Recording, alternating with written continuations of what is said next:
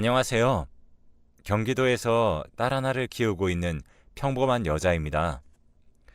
여러분들은 만날 인연이라면 반드시 다시 만나게 된다는 말 들어보신 적 있으신가요? 결혼 전 제가 겪은 기가 막힌 인연에 대해서 여러분들께 소개하고 싶어서 이렇게 사연을 쓰게 되었습니다. 듣는 여러분들도 제 이야기를 다 듣고 나면 깜짝 놀랄 만한 일이니까 끝까지 재미있게 들어주시길 바랄게요. 제 어린 시절은 굉장히 불우했습니다. 기억도 나지 않는 어린 시절에 부모님 두 분을 모두 여의고 고아로 자랐거든요. 나중에 커서 할머니에게 듣기로는 제가 5살 때 엄마가 갑작스럽게 암 진단을 받고 급격히 몸이 안 좋아져서 돌아가셨다고 했습니다. 아무도 그렇게 엄마가 허망하게 떠날 거라고는 예상하지 못했기 때문에 충격이 엄청 컸다고 하네요. 특히 저희 아빠가 그랬죠. 다른 누구보다 엄마를 떠나보낸 슬픔이 크고 견디기가 힘들었는지 엄마의 장례식이 끝나고 몇 개월을 폐인처럼 살았다고 합니다. 그러다 그만 아빠마저도 술에 빠져 돌아가시고 말았네요. 1년도 채 되지 않는 짧은 시간 동안 저는 부모님 두 분을 모두 떠나보내고 천의 고아가 되고 말았습니다. 그때 저는 워낙 어렸던 나이라 엄마 아빠가 돌아가셨다는 의미조차 알지 못했습니다. 홀로 남은 저를 두고 친척들은 서로 고아가 된 저를 서로 떠넘기기 바빴고 하마터면 저는 고아원으로 보내질 상황에 처하게 되었죠. 저는 그때 할아버지 할머니가 아니었다면 꼼짝없이 고아원으로 갔을 거예요. 다행히도 홀로 남은 저를 불쌍히 여기셔서 할머니께서 저를 데리고 오셨습니다. 할아버지 할머니의 형편도 좋지는 않았어요.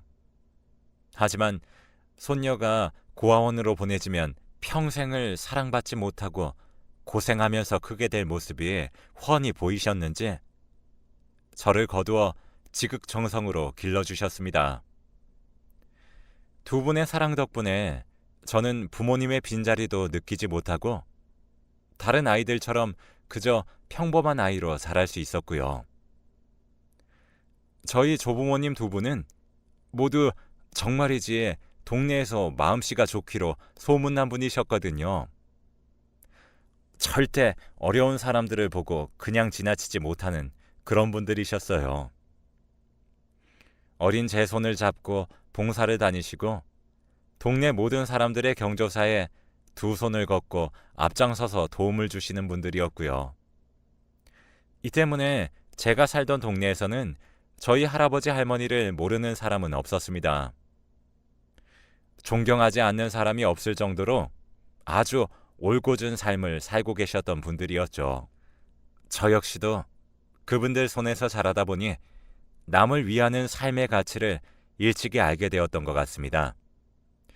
제가 의사라는 직업을 선택한 이유도 저희 조부모님의 영향이 가장 컸다고 말할 수 있겠네요. 어려운 형편이었지만 마음만큼은 누구보다 부자였던 할아버지 할머니 손에서 어린 시절을 보내던 어느 날 저에게 또 한 번의 이별이 찾아왔어요. 지병을 갖고 계셨던 할아버지. 제가 초등학교 4학년이 되던 해부터 병세가 갑자기 심해지기 시작했어요. 가을이 될 무렵부터는 혼자서 거동도 쉽게 하지 못할 정도로 병세가 깊어졌고 안 그래도 없는 형편에 약과 치료, 입원까지 할머니 혼자서 부담하기에는 너무 큰 시련이었습니다. 평범한 중산층도 휘청거릴 만큼 큰 병원비를 감당하지 못하고 할아버지께서는 치료를 포기하고야 말았죠. 결국 겨울을 다 채우지 못하고 할아버지께서는 돌아가셨습니다. 부모님이 돌아가셨을 때는 느끼지도 못했던 엄청난 상실감과 슬픔이 찾아오더군요. 다른 무엇도 아닌 돈이 없어서 치료를 포기했던 형편이 원망스러웠고 제 어린 시절을 환하게 만들어 주셨던 할아버지를 다시는 볼 수 없다는 사실이 괴로웠고요. 항상 웃음이 가득했던 집안은 이제 침묵만 존재했죠. 항상 인자하게 미소를 지으셨던 할머니는 이제 더 이상 웃지도 못하셨습니다. 평생을 함께했던 동반자를 잃어서일까요? 아니면 이제 홀로 남아 손녀를 끝까지 책임져야 한다는 부담감이었을까요? 할머니의 얼굴은 어두웠습니다.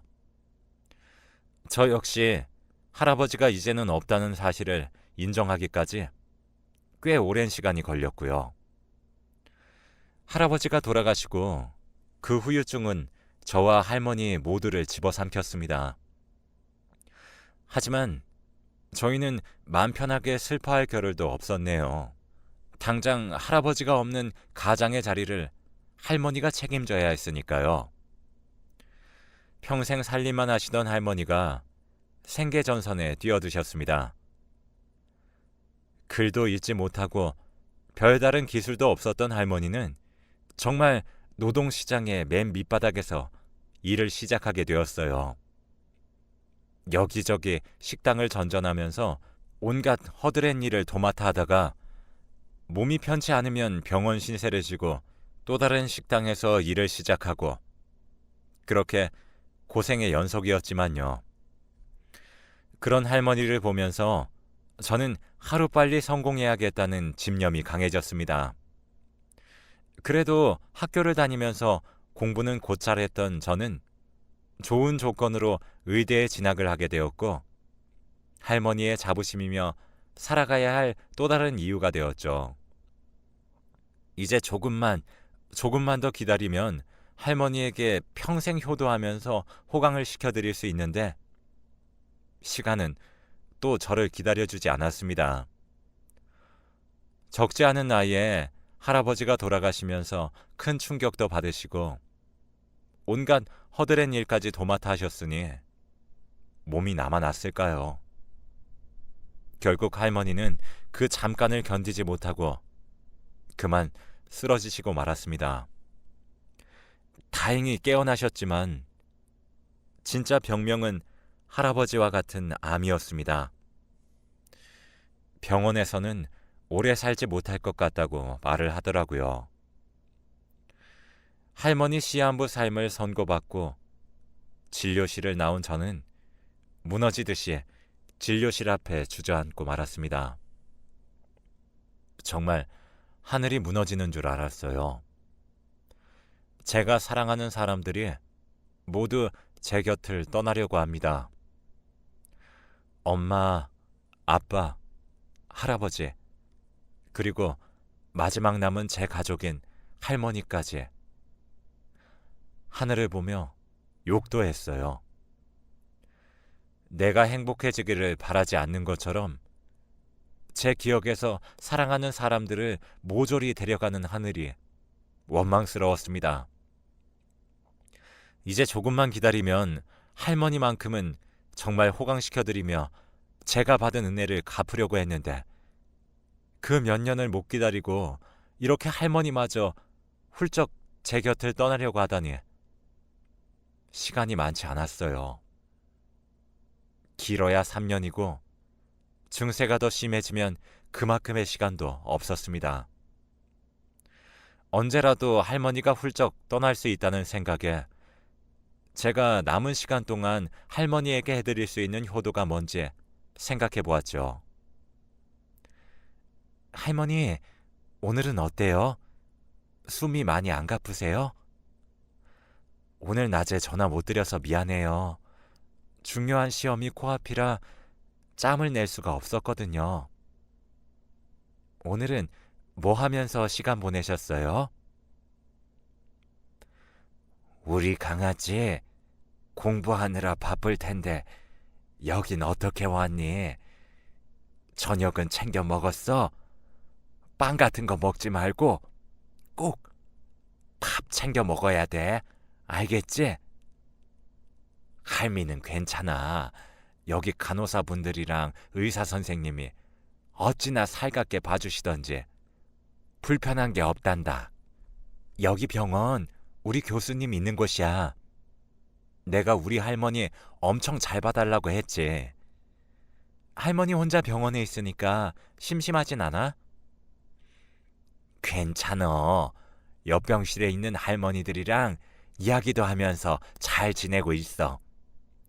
글쎄 옆병실의 할머니 손자가 결혼을 한다고 나한테 사진도 보여주더라. 어찌나 예뻐 보이던지. 우리 예쁜 강아지도 할미가 시집 갈 때 꼭 옆에 있어야 할 텐데.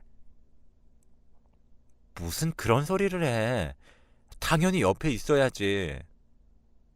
할머니, 나 시집 가는 거 꼭 보고 싶어?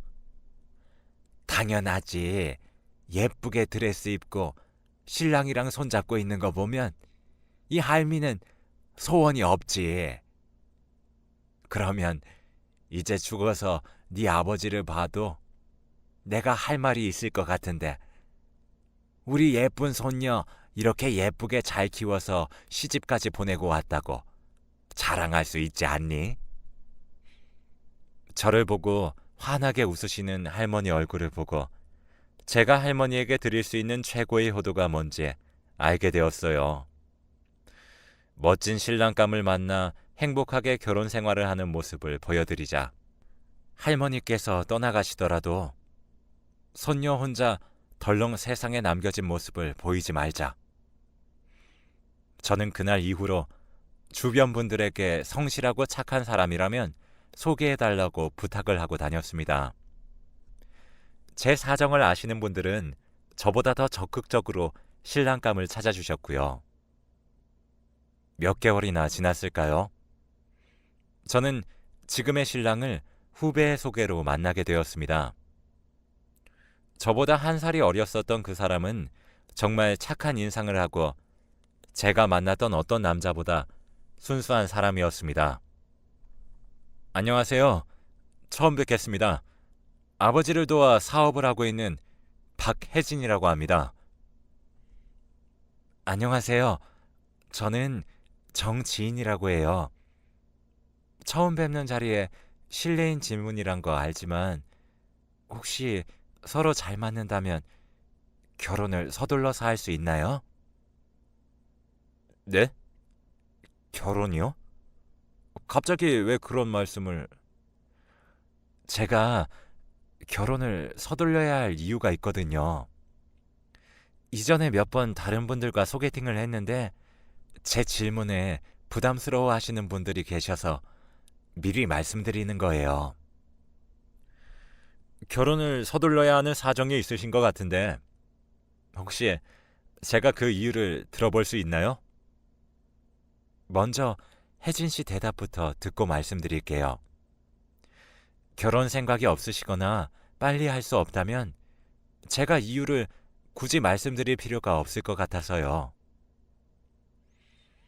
첫 만남에 결혼 이야기를 꺼내시는 분은 흔하지는 않겠죠. 네, 좋습니다. 저도 결혼에 대해 긍정적이니까 이제 이유를 말씀해 주세요. 저는 제가 처한 상황을 신랑에게 설명했고 차분히 제 이야기를 듣던 신랑은 제 이야기가 끝나고 저를 지그시 바라봐 주었습니다.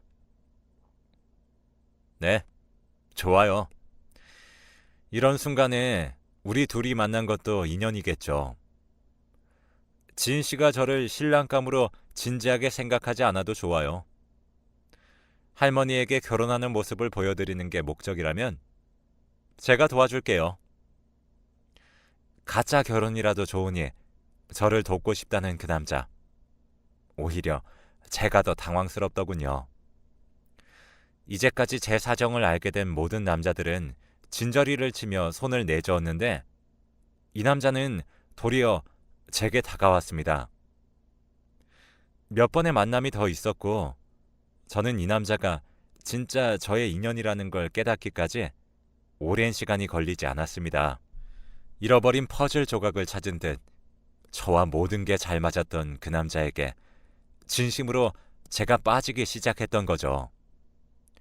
결국 신랑과 처음 소개팅을 하고 석 달이 되지 않아 저희는 결혼 약속까지 하게 되었습니다.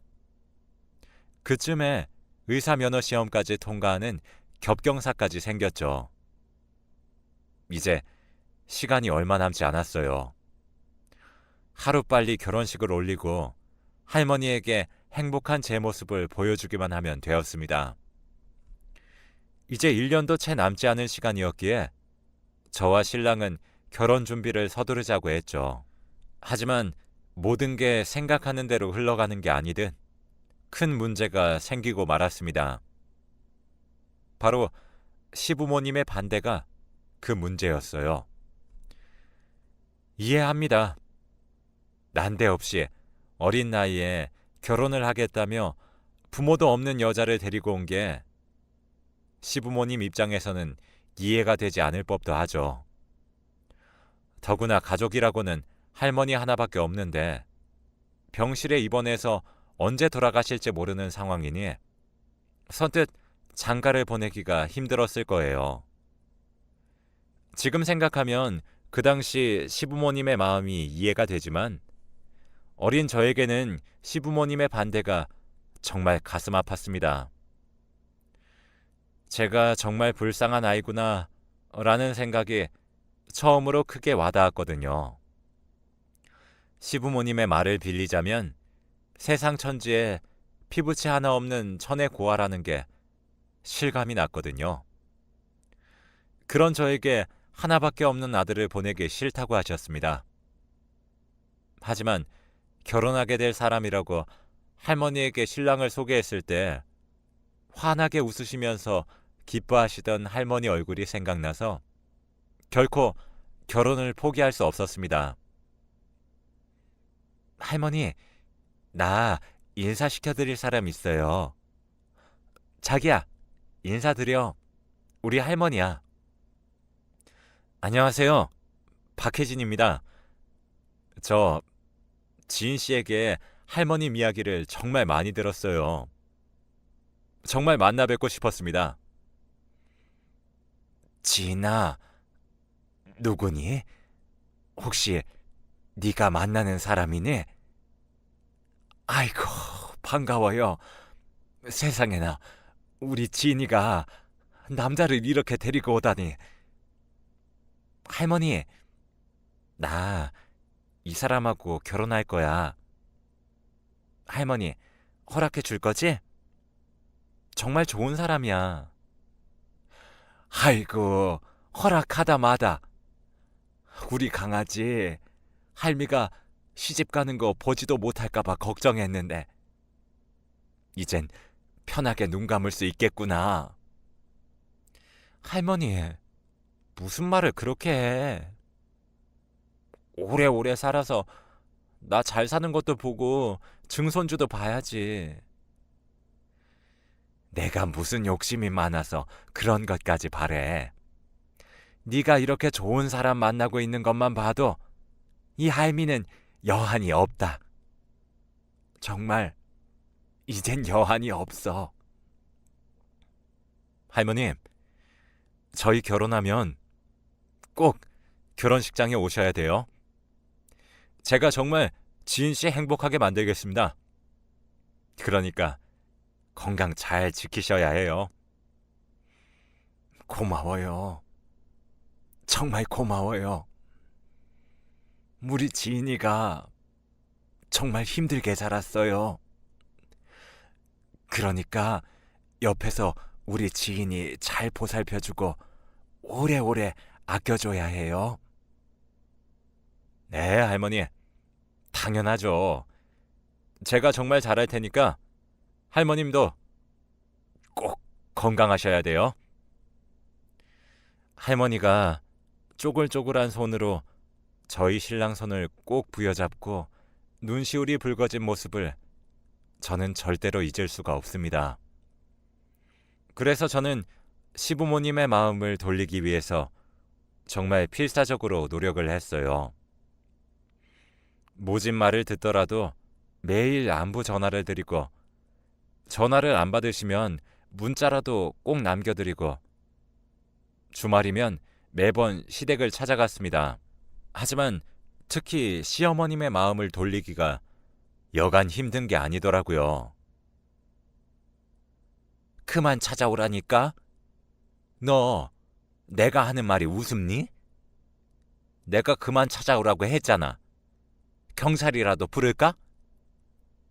너는 애가 왜 이렇게 사람 말귀를 못 알아듣니? 어머님, 제발 한 번만 다시 생각해 주세요. 제가 정말 잘할게요. 저 능력도 있어요. 의사 면허도 취득했고 몇 년 뒤면 전문의도 할 거예요. 네가 의사든 변호사든 검사든 난 아무 상관없다니까. 부모도 없이 할머니 손에서 자라서 보고 배운 것도 없을 텐데 어떻게 내가 우리 금쪽 같은 아들을 너 같은 고아랑 결혼을 시킬 수 있겠니? 어머님, 제가 고아인 건 제 잘못은 아니잖아요. 그래, 네 잘못은 아니지. 근데 너도 생각을 해봐라. 어렵게 키운 하나밖에 없는 아들을 너 같은 고아한테 너는 장가 보낼 수 있겠니? 그리고 너 부모님이랑 할아버지도 돌아가시고 할머니는 또 쓰러지셔서 있고 곧 돌아가실 거라며. 그게 왜? 너 주변에 있는 사람들 모두 죽는데 혹시 아니? 네가 주변 사람들 잡아먹는 팔자인지? 우리 아들도 너랑 결혼했다가 죽는 건 아닌지 모르겠다. 난 찝찝해서 절대 이 결혼 허락 못한다. 어머님, 말씀이 너무 심하신 거 아니에요? 제가 누구를 죽였다고 그런 말씀을 하시는 거예요? 아무튼 난 찝찝한 이 결혼 무조건 반대니까 다시는 집에 찾아오지 말거라. 한 번만 더 찾아오면 그땐 정말 경찰 부를 거야.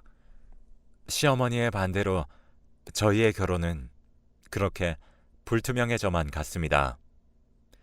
신랑이 참 고생을 많이 했죠. 매번 서운하다고 우는 저와 무조건 반대만 하시는 시어머님 사이에서 중간 역할을 하느라 정말 고생을 많이도 했어요. 그래도 묵묵히 제 이야기를 들어주고 시어머님을 대신해 사과를 해주는 신랑이 참 고마웠습니다.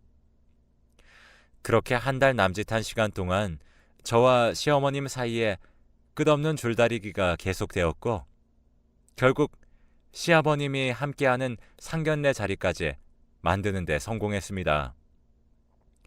상견례 자리라곤 하지만 병실에 누워있는 할머니가 나올 수 없었기에 시댁 식구들과 저만 참석하는 자리였어요.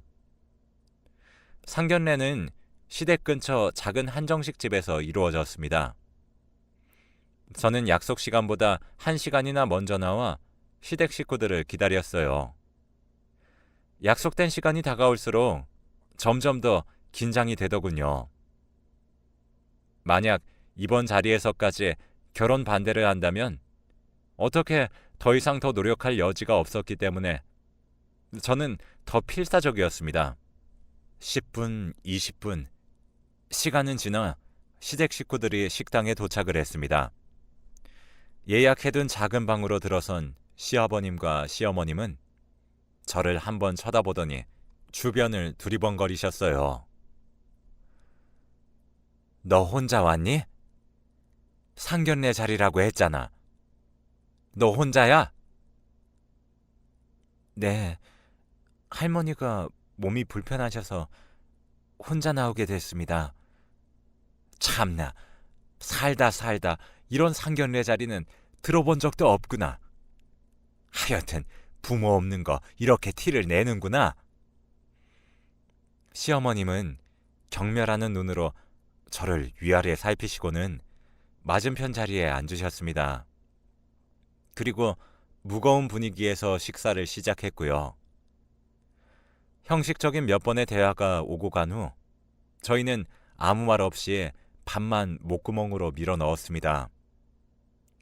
신랑은 애처롭게 중간에서 어떻게든 대화를 하게끔 노력했지만 시부모님 두 분은 말없이 식사만 하셨죠.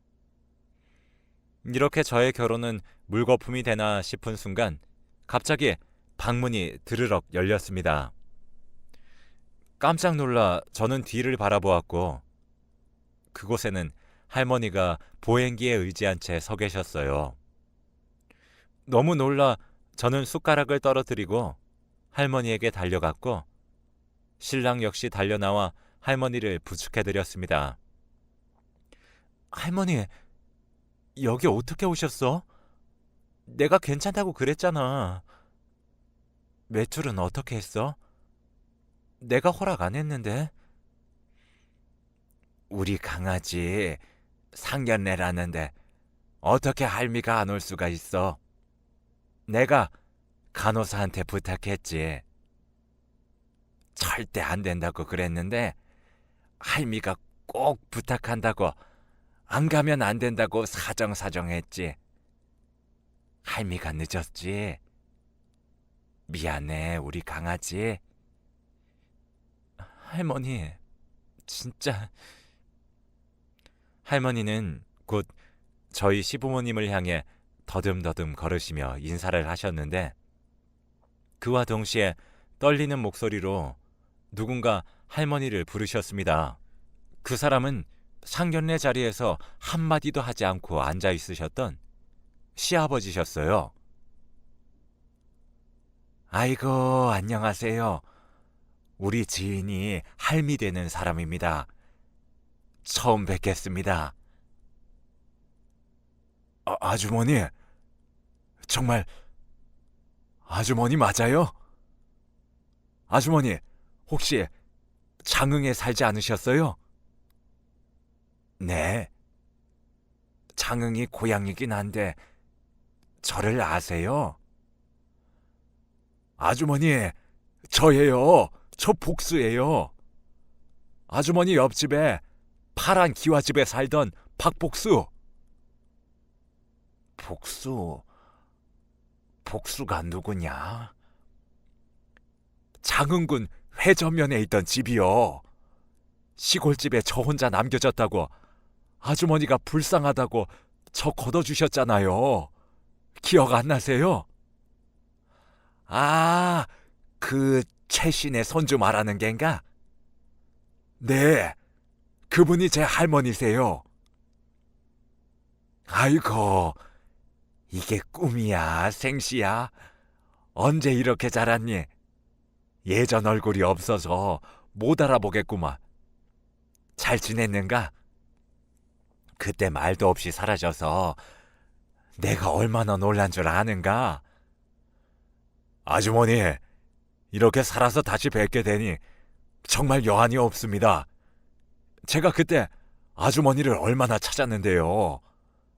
제가 꼭 드리고 싶은 말씀이 있어서 한참을 찾았는데 그때는 어디로 가셨는지 찾을 수가 없더니 이렇게 다시 뵙게 되네요.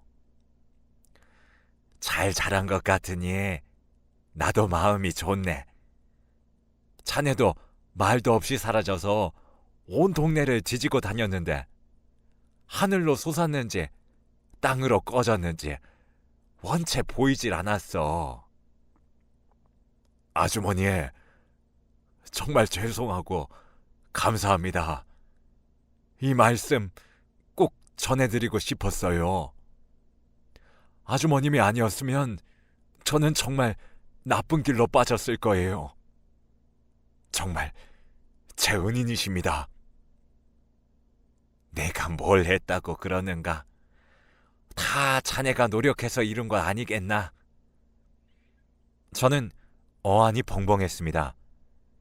시아버지께서 할머니와 나누는 대화를 듣고 있으면서 도대체 어떻게 아는 사이일까 한참을 생각했네요. 당황한 건 저뿐만이 아니었어요. 신랑은 물론이고 시어머니까지 눈을 동그랗게 뜨고는 할머니와 시아버님 두 분을 이리저리 쳐다보기만 했죠. 아주머니, 항상 가슴에 올려둔 돌덩어리처럼 아주머님에 대한 마음의 빚에 짓누르고 있었는데 이제야 갚을 수 있게 되네요. 이어서 말씀하시는 시아버님의 말씀을 듣고 저는 깜짝 놀랄 수밖에 없었어요. 아주버님, 기억나세요? 부모가 자식 맡겨놓고 도망갔다는 집. 그게 저였어요. 제가 15살이었을 때 일주일만 있으면 찾으러 오겠다던 어머니와 아버지가 한 달이 지나고 석 달이 지나도 찾아오시지 않았어요. 할머니는 꼭 다시 올 거라고 저보고 잘 기다리라고만 하셨지만 그때 저는 부모님이 다시는 절 찾아오지 않을 거라는 걸 알고 있었어요. 빚쟁이들을 피해서 도망간 걸 전부 다 알고 있었거든요. 그땐 모든 게 다 삐뚤어져 보였어요. 거짓말만 하는 어른들도 싫었고 이 촌구석에 이렇게 처박혀 있어야 하는 상황도 싫었고요. 참 못난 저에게 아주머님이 내밀어 주신 따뜻한 손길을 잊지 못합니다. 해만 떨어지면 반찬거리도 건네주시고 행여나 나쁜 길로 빠지지 않을까 해주시던 좋은 말씀들도 잊지 못하고요. 그나마 그 좁은 시골에서 아주머님은 제가 마음을 붙일 수 있는 유일한 사람이었어요. 근데 그런 아주머님에게 제가 참 못된 짓을 하고 말았죠. 아주머님 댁에서 고구마를 주시겠다며 잠시 자리를 비우셨을 때 창롱에서 돈다발을 보게 되었어요. 절대 하면 안 되는 짓이었는데 어리고 못났던 제가 그 돈을 그만 가지고 도망을 쳤어요. 부모를 잘못 만나 버려진 이 시골에서 저 혼자 처박혀 평생 농사나 짓고 살아야 할 것 같았거든요. 그래서 그 돈을 가지고 무작정 서울로 올라갔어요. 뭘 해야 할지도 몰랐지만 일단 서울에서 그 돈을 가지고 뭐라도 하면 성공하겠지, 이런 막연한 생각으로 시작했어요. 할 줄 아는 게 뭐 있어야죠. 남들 곡물이나 사와서 그걸 팔고 수완이 좋아서 금세 큰 돈을 벌었는데 성공했다고 생각했는데 아주머님에 대한 빚에 항상 제 가슴을 짓누르는 거예요. 그래서 시골로 내려갔습니다. 근데요, 아무리 찾아도 없는 거예요. 아주머님이 계신 곳은 보건소가 들어와 있고 주변에 수소문을 해도 다들 어디로 가셨는지 모르겠다던데 정말 후회 많이 했습니다. 조금 더 일찍 찾아올 걸 너무 늦어버려서 이젠 이 빚을 갚을 수도 없게 되었구나 생각했죠. 근데 오늘 이렇게 제 눈앞에 나타나 주시니 정말 하늘이 도운 것 같네요. 괜찮네. 뭐 큰 돈도 아니었어. 그리고 그 돈으로 자네가 이렇게 번듯하게 살 수 있다면 난 몇 번이고 자네가 그 돈을 다시 가져가도 아깝지 않을 걸세. 아주머님, 이제라도 빚을 갚을게요. 그리고 평생 아주머니께 진 빚을 갚듯이 며느리에게도 잘할게요. 평생 우리 며느리 행복하게 만들어 주겠습니다. 아이고, 정말인가? 정말 그래 줄 수 있겠는가? 정말 그렇게만 해준다면 내가 더 이상 바랄 게 없다네. 아이고, 고맙네. 고마워. 아니에요, 아주머님. 제가 더 오히려 고맙죠. 아주머님 덕분에 제가 이렇게 사람처럼 살 수 있었습니다. 시아버님이 말씀을 마치시자 시어머님도 저에게 다가와서 미안하다며 울면서 사과를 하셨습니다. 평소에도 술만 드시면 시아버지가 가족들에게 할머니와의 이야기를 하셨고 그때의 일이 아니었다면 지금처럼 살지도 못했을 거라고 하며 자주 이야기를 하셨다고 해요. 곁에 서 있던 신랑도 설마 그 이야기의 주인공이 저희 할머니라는 생각은 미처 하지 못했었기 때문에 울고 계시는 시어머니를 다독이며 눈물을 훔치고 있었습니다. 할머니의 등장으로 시댁은 눈물바다가 되었고 남은 밥을 다 먹지도 못한 채 다음번 만남을 기약했습니다. 정말 이런 인연이 다 있을까요? 세상에 저희 할머니와 시아버님 사이에 이런 이야기가 있을 줄이야. 그날 이후 한 달도 되지 않아 결혼식을 올리게 되었습니다. 물론 할머니께서도 저희 결혼식에 참석해서 제 손을 잡아주셨고요. 환하게 웃으며 드레스를 입은 저와 사진을 찍으시고는 얼마 뒤 할머니는 그만 세상을 떠나시게 되었어요. 그동안 제 결혼식까지 할머니는 기다렸던 걸까요? 결국 할머니가 남기신 따뜻한 마음 덕분에 저는 이렇게 행복하게 살고 있네요. 시아버님은 저를 애지중지 여기시고 시어머님은 역시 이제는 저를 며느리로 인정하시고 항상 저를 응원해 주시는 진짜 제 가족이 되어주셨거든요. 이게 전부 할머니의 덕분인 것 같다는 생각을 매일매일 하며 살아가고 있습니다. 할머니가 살아생전 여기저기 부려둔 따뜻한 선행 때문에 저에게도 이런 멋진 가족이 생기게 된 게 아닐까요? 이걸 계기로 마지막으로 하늘에 계신 할머니에게 한 말씀 드리고 싶네요. 할머니, 못난 손녀 키워주셔서 감사드리고 하늘에서는 아무 걱정, 근심 말고 행복하게 사세요. 할머니가 남겨주신 그 따뜻한 마음은 제가 꼭 사회에 보답하면서 살아가도록 하겠습니다. 할머니, 정말 너무너무 사랑해요. 하늘에서는 더 이상 울지 마시고 못난 손녀 이쁘게 사는 모습만 보여드리도록 노력할게요. 감사합니다, 할머니.